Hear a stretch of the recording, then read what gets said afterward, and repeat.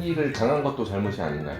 뭐 형법상 무지함의 죄라는 뭐 그런 건 없겠지만 저는 약간 무지한 것도 죄라고 생각을 하는데 당한 것도 잘못한 거 아닐까요? 그럼 사기 당해 본 적 있어요? 저는 당해본 적이 없어요. 그러면 그렇게 생각할 수도 있겠죠. 법과사전. 안녕하세요. 지름길 법무법인의 대표 변호사 이동우입니다. 누구나 궁금해 할 법한 주제를 가지고 토론을 하는 법과 사전 콘텐츠를 진행하겠습니다. 오늘도 일상의 소소한 재미로 시청해 주시기 바랍니다. 오늘 주제는 사기를 친 사람과 사기를 당한 사람 중 누가 더 잘못일까 라는 주제입니다. 기본적으로 이제 사기를 쳤다는 건 이제 사람을 속여서 돈을 받아내는 것이겠죠. 그래서 당연히 형법상 사기죄라는 범죄가 성립하는 것이고, 그러면 그 가해자는 범죄자가 되는 것입니다. 돈을 뜯긴 사람은 피해자가 되는 것이고, 따라서 당연히 가해자, 범죄자인 사기를 친 사람이 당연히 비난받을 행동을 했고, 그에 따라 범죄가 성립해서 형사처벌이 될 수 있겠죠. 그 사기의 종류가 뭐가 있어요? 사기의 종류는 사실 되게 많은데, 지인한테 돈을 빌려줬다가 돈을 못 받는 경우, 아니면 이제 투자와 엮인 사기도 되게 많죠. 얼마를 넣으면 이제 월 몇 프로의 수익을 줄 수 있다, 이런 식으로 이제 업체에서 속여서 결국에는 돈을 못 받게 되는 그런 투자 사기. 또 예전에 되게 많았던 기획 부동산 사기. 사기를 당한 것도 잘못이 아닌가요?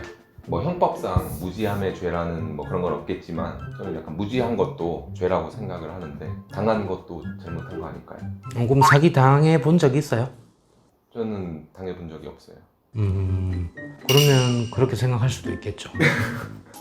법과사전. 이제 범죄자가 당연히 잘못된 건 맞지만, 구체적인 행위들을, 사건들을 보더라도 실제로 피해자가 주위에 조금 더 조언을 구했다면 피할 수 있었을 그런 상황도 꽤 있습니다. 최근에 예를 들면 코인 관련해서는 뭐 스스로 투자했다가 날린 경우야 사기가 아니니까 그렇다 치더라도, 수익을 미끼로 해서 우리 회사에 얼마를 투자하면 코인을 어떻게 주겠다, 매달 몇 프로의 수익을 주겠다, 이제 이렇게 이제 속아서 넘어가신 분들은 사실 주변에 조금만 물어봐도 코인 상당히 위험하다는 부분 충분히 알 수 있어서, 그래도 하고 싶다면 정말 소액, 돈 없어도 되는 돈을 해야 되는데, 뉴스 같은 걸 보면 진짜 뭐 억대 돈을 넣는 경우도 있으니까, 물론 그 사람도 바보가 아닌 이상은 자기만의 상황이 있었을 수는 있겠지만, 아니면 또 보통 잠깐 목돈을 갖고 있는데 잠깐 굴려서 수익이 나면 그 욕심이죠. 결국에는 그 수익을 보려는 욕심이 결국은 화를 부르는 게 아닌가. 좀 욕심을 버리자. 아니면 늦게 가더라도 정상적인, 남들이 다 인정하는 정상적인 어떤 그런 데 돈을 투자를 하든지. 분명히 피해자 쪽에도 법적인 잘못은 아니겠지만, 오히려 피해자겠지만 주의를 좀 기울이지 못한 부분에 대해서는 문제가 있을 수 있고, 형사소송에서는 가해자 피해자가 분명히 구분돼서 판단이 되지만, 그게 손해배상 같은 민사소송으로 간다면은 설사 사기 행위라고 하더라도 피해자의 과실, 주의 의무를 다하지 않은 어떤 그런 과실이